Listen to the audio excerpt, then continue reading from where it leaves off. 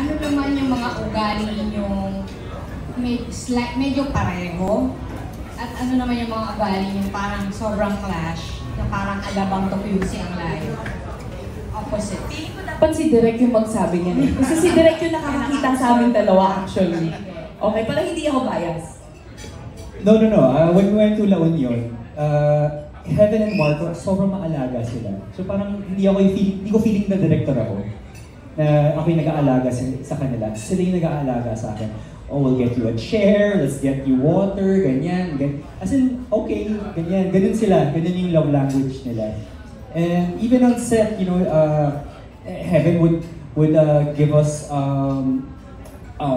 yung blankets, yung mga ganun. Matching blankets kami, a little gifts.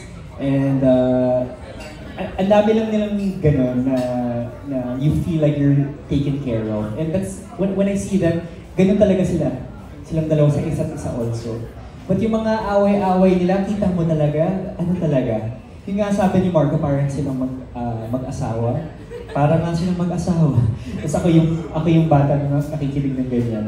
But it's very cute because when we were talking about the movie, we wanted parang the realness that would come out. So they were using that for their characters, and nakikita natin, and makikita dito sa pelikula to.